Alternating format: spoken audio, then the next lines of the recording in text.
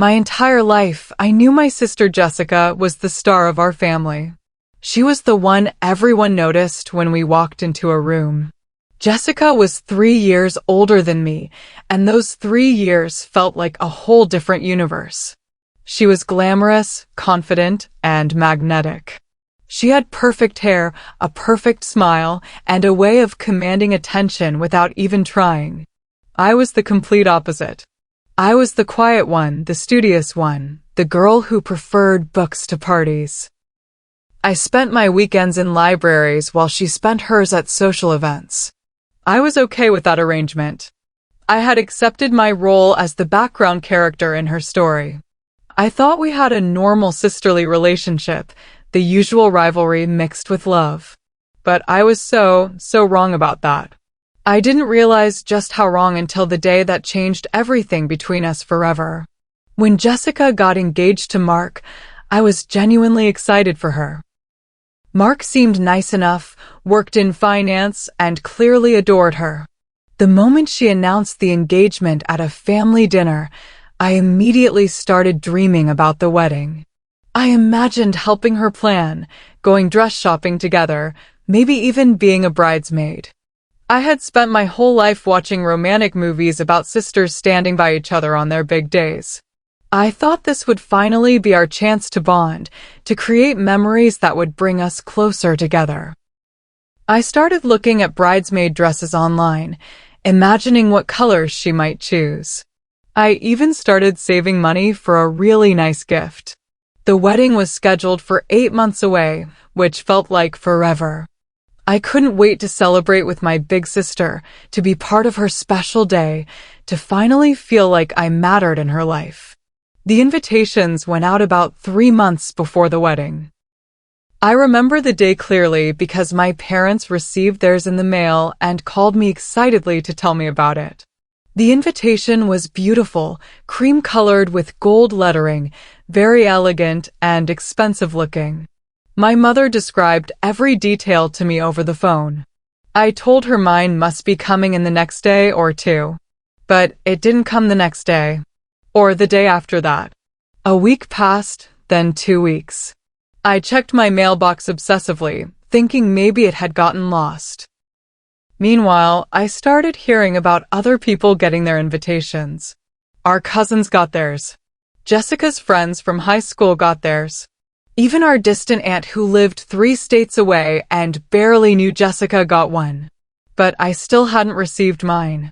I kept telling myself it was just a mistake, a lost piece of mail, nothing more. I couldn't imagine any other explanation. Why would my own sister not invite me to her wedding? After 3 weeks of waiting and checking my empty mailbox, I finally worked up the courage to ask my mother about it. I called her one evening, trying to keep my voice casual. I asked if maybe Jessica had my address wrong, if perhaps my invitation had been sent to the wrong place. There was a long, painful silence on the other end of the line. Then my mother's voice came back, and it sounded heartbroken. She took a deep breath and told me something that shattered my world. Jessica didn't want me at the wedding. She had specifically, deliberately chosen not to invite me. When my mother had asked her about it, Jessica had said that my presence, my awkwardness, my quiet nature would ruin her perfect day. She said I would bring down the energy, that I didn't fit with the aesthetic she was going for. Those were her actual words, according to my mother. I hung up the phone and just sat there in shock, unable to process what I had just heard. Hearing those words felt like someone had reached into my chest and ripped out my heart. I locked myself in my bedroom and cried for hours, the kind of deep, painful crying that makes you feel sick. My own sister, the person I had looked up to my entire life, saw me as a flaw that needed to be hidden away. She saw me as something embarrassing, something that would ruin her perfect image. It wasn't just that I wasn't invited to the wedding. It was the public declaration that I wasn't good enough to be part of her life, part of her family, part of her special moments. Everyone we knew would notice my absence. They would ask questions. They would know I had been deliberately excluded. The humiliation of it was almost worse than the hurt. I felt like I was drowning in shame and rejection. For days, I could barely function. I called in sick to work. I didn't eat. I just lay in bed, replaying every interaction with Jessica, trying to understand what I had done to deserve this. But after a week of wallowing in misery, something inside me shifted. I made a decision sitting on my bedroom floor at 3 in the morning. I decided I would not let Jessica break me. I would not let her rejection define my worth as a person. If she didn't want me in her life, fine.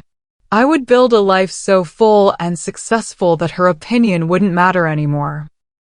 I got up, showered for the first time in days, and went back to work with a new determination burning inside me. I worked at a small publishing house called Willow Creek Press. I had started there 2 years earlier as an assistant, basically doing coffee runs and filing. It wasn't glamorous, but I loved being surrounded by books and stories. Now, I threw myself completely into that work. I volunteered for every project. I stayed late every night. I made myself indispensable. If Jessica thought I was worthless, I would prove to everyone, including myself, that I was anything but. As I buried myself in work, something unexpected happened. I discovered I had a real, genuine talent for editing. I could read a manuscript and immediately see its heart, its core message, the thing the author was trying to say beneath all the words. I had a gift for helping authors shape their stories, for finding the emotional truth in their work and making it shine. My quiet nature, the very thing Jessica had mocked and rejected, became my greatest professional strength. I listened deeply to authors, understood their visions, helped them bring their stories to life in ways they hadn't imagined. My boss started giving me more responsibility. Other editors started asking for my input on their projects. Authors specifically requested to work with me.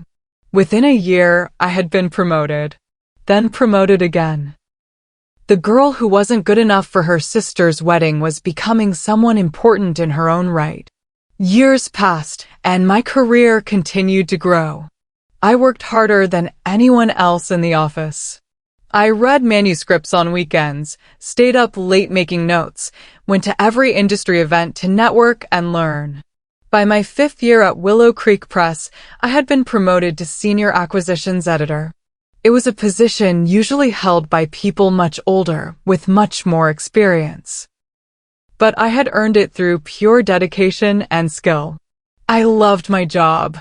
I loved finding unknown authors with powerful stories and helping turn them into bestsellers. I had discovered 3 books that made it onto national bestseller lists. I was making a real difference in people's lives through their stories. I found my confidence not at parties or social events like Jessica, but in the quiet moments with a manuscript, in the satisfaction of a job well done. I was building a career I was genuinely proud of, and I was doing it entirely on my own terms. During those years, I kept my distance from Jessica. I saw her occasionally at family events I couldn't avoid, like Christmas and Thanksgiving. The encounters were awkward and brief. She never apologized for the wedding. She acted like nothing had happened, like excluding me was a completely reasonable decision that required no explanation. I didn't push for one. I had moved on, or at least I told myself I had. Through my mother, I heard bits and pieces about Jessica's life. Apparently, her marriage to Mark wasn't the fairy tale she had expected. Mark had lost his high-paying finance job a year after the wedding. They had financial problems, constant arguments. The perfect life she had worked so hard to create was crumbling. Part of me felt bad for her. She was still my sister, after all. But another part of me, a part I'm not proud of, felt a small sense of satisfaction. Maybe perfection wasn't everything after all. One Tuesday morning, about 6 years after Jessica's wedding, my boss Tom called me into his office. Tom was a kind man in his 50s who had been running Willow Creek Press for 20 years. He told me that a local author had submitted a memoir to us, and he wanted me to take the lead on evaluating it. The subject matter was heavy, he warned me. It was about a woman who had built a perfect-looking life to hide her deep unhappiness and financial struggles. But he thought it had real potential, the kind of raw honesty that could connect with readers. He knew I had a special skill with personal memoirs, an ability to see past the surface story to the deeper truth underneath. He trusted my judgment completely. If I thought the book was worth publishing, he would back my recommendation to the board. I took the manuscript file from his desk, feeling the familiar excitement of discovering a new story. I had no idea this manuscript was about to change everything. I took the manuscript home that evening, made myself a cup of tea, and settled into my favorite reading chair.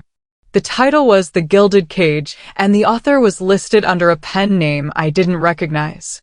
I started reading, expecting another story about suburban unhappiness or midlife crisis. But as I got deeper into the pages, my heart started to pound. The details were too specific, too familiar. The author wrote about living in our town, mentioned specific restaurants and streets I knew. She wrote about her circle of friends, and I recognized the descriptions.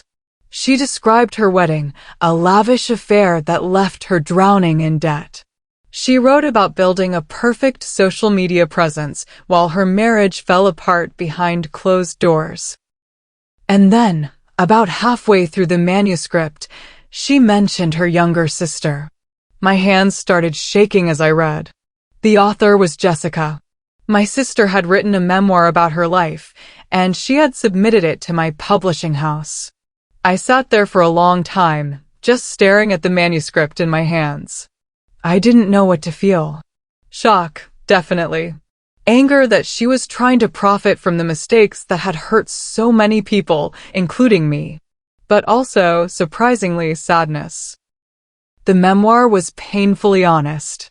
Jessica wrote about her insecurity, her need for perfection, her fear of being seen as a failure.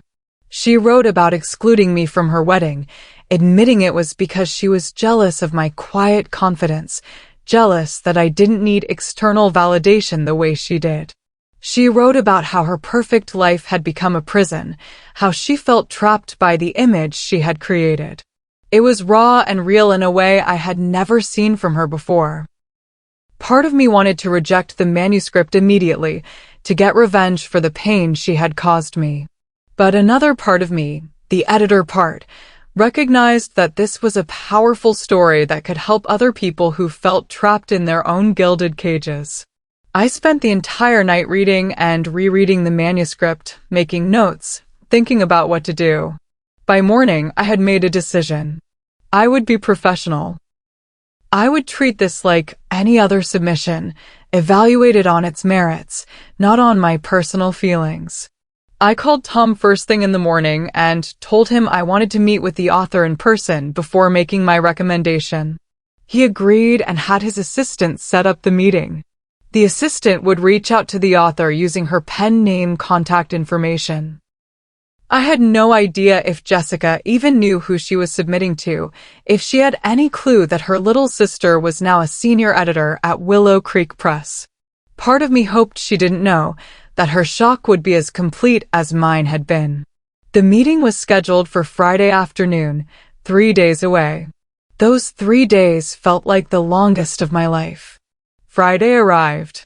I dressed carefully that morning, choosing my most professional outfit, wanting to look confident and in control. I arrived at the office early and spent the morning preparing, reviewing the manuscript one more time, writing down questions and notes. By 2 in the afternoon, I was sitting in our conference room, waiting. My heart was racing, my palms were sweating, but I kept my face calm and neutral. At exactly 2:15, I heard footsteps in the hallway. The conference room door opened, and there she was. Jessica walked in, dressed in what was probably her best outfit, carrying a worn leather portfolio. The moment she saw me sitting at that conference table, her face went completely white. All the color drained from her cheeks. She stopped walking so abruptly she almost stumbled. Her mouth fell open in shock. For a long moment, neither of us spoke. We just stared at each other across that conference room, years of history and hurt hanging in the air between us. Jessica froze in the doorway, one hand still on the door handle, like she was considering running away. She finally managed to say, her voice barely above a whisper. Her eyes were wide with shock and fear. I could see her mind racing, trying to process this impossible situation. The powerful senior editor she had been counting on, the person who held her future in their hands, was the little sister she had thrown away. The sister she had deemed not good enough for her wedding was now the gatekeeper to her dreams. I gestured calmly to the chair across from me. "Please sit down," I said, my voice steady and professional.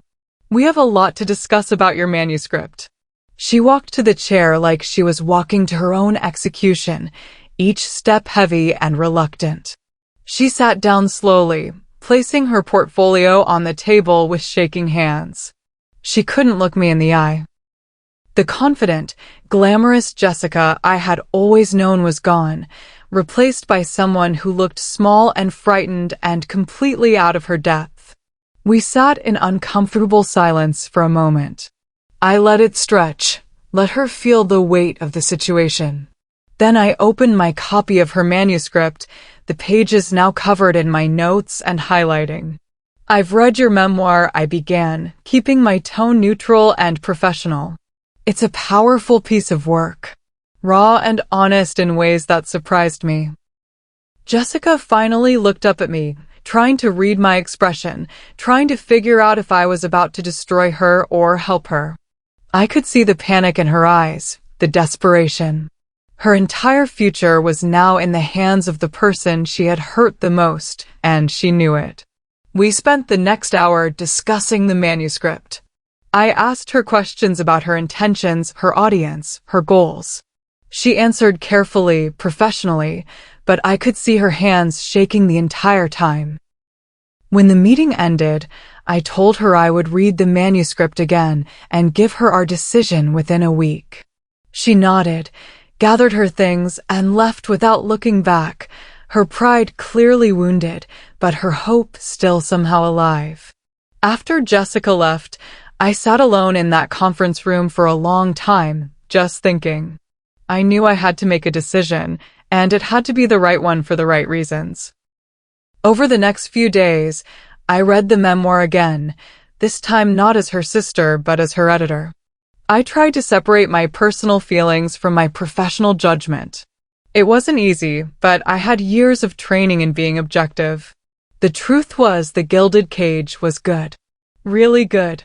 It was honest and vulnerable in a way that would resonate with thousands of readers who also felt trapped by expectations, by the need to appear perfect, by the pressure to maintain an image. Jessica wrote about her shame, her jealousy of what she called my quiet strength. She wrote about how her perfect life had become a lonely lie, how she had pushed away the people who really mattered in pursuit of an image that meant nothing. She even wrote about me, about the wedding, about her regret. Reading those words was painful but also, strangely, healing.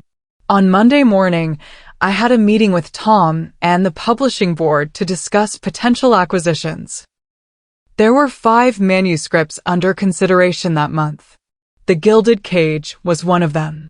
Tom asked for my assessment. I took a deep breath, knowing this moment would change everything. I told them honestly that the memoir was powerful and well-written. I explained the themes, the potential audience, the market for this kind of honest personal story. But I also told them that the board was on the fence about it. I had read their preliminary notes. They thought it was good but risky. They weren't sure if readers would connect with a story about privilege and self-created problems. They needed a strong recommendation from someone they trusted to move forward with an offer. Tom looked at me directly. "What's your recommendation?" he asked.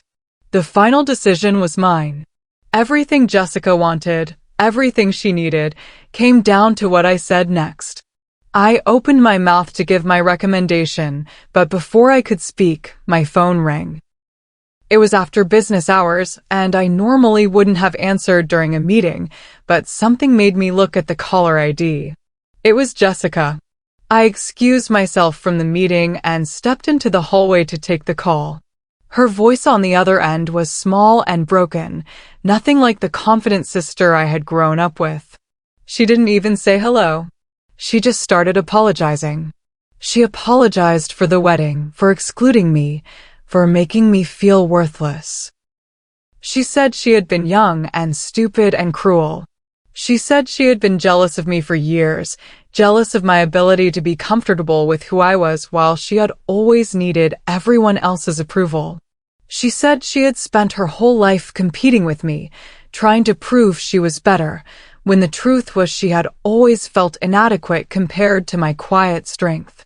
She was crying as she spoke, her words tumbling out in a desperate rush.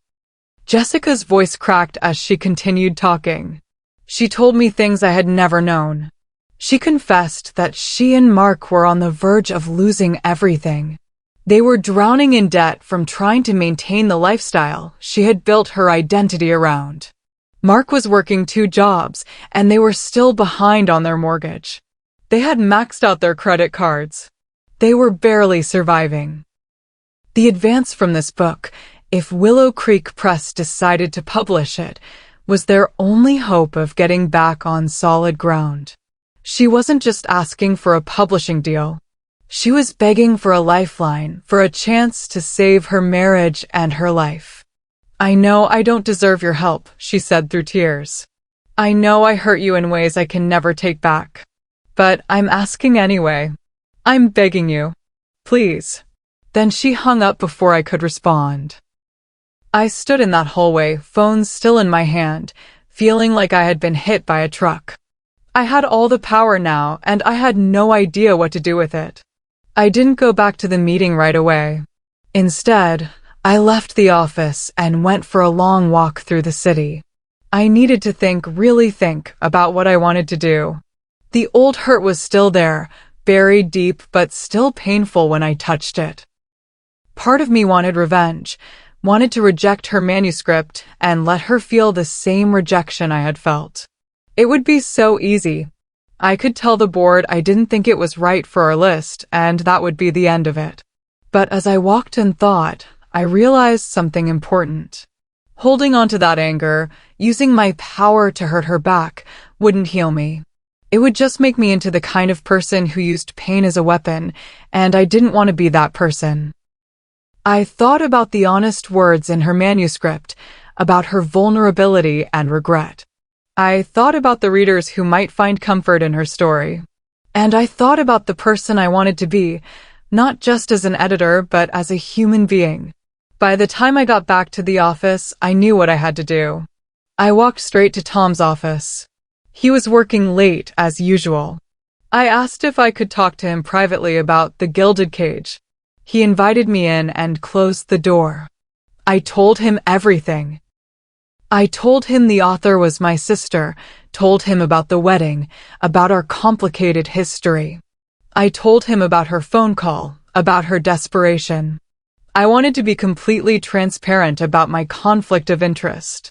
Tom listened carefully, his face serious. When I finished, he asked me a simple question. "Putting aside your personal feelings, do you believe in this book?" I thought about it carefully before answering. Then I told him yes. I believed the book was important. I believed it would help people. I believed Jessica's story, painful as it was, deserved to be told. Tom nodded slowly. "Then that's your answer," he said. "Judge the book, not the author. If it's good enough to publish, we publish it." The next morning, I called an emergency meeting with the publishing board. Everyone gathered in the main conference room, curious about why I had requested this meeting. I stood at the front of the room, my heart pounding but my voice steady. I gave a passionate speech about The Gilded Cage. I talked about its themes of authenticity versus image, about the pressure women face to be perfect, about the courage it takes to admit you've been living a lie.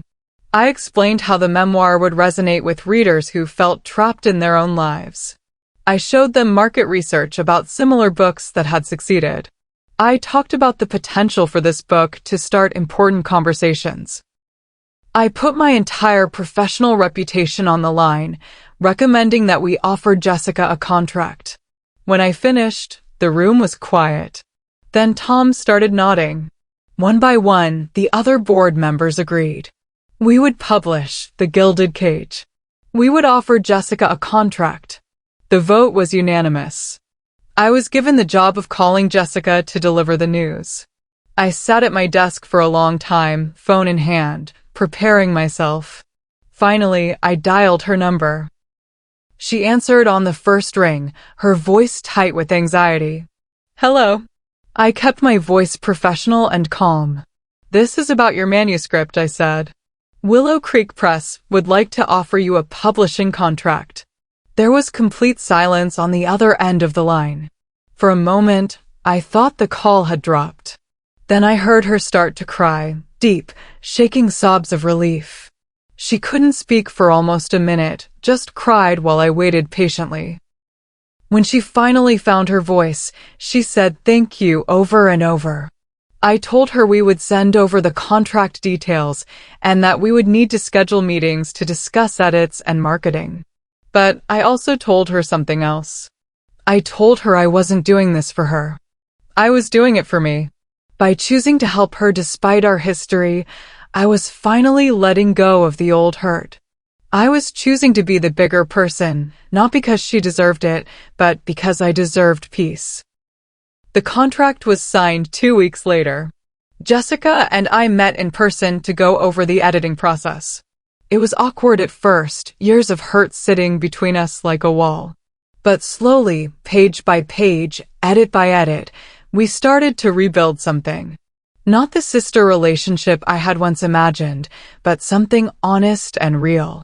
She apologized again, properly this time, and I accepted. Not because I forgot what happened, but because I was choosing to move forward. The Gilded Cage was published 8 months later. It became a surprise bestseller, hitting multiple lists and resonating with readers exactly the way I had predicted.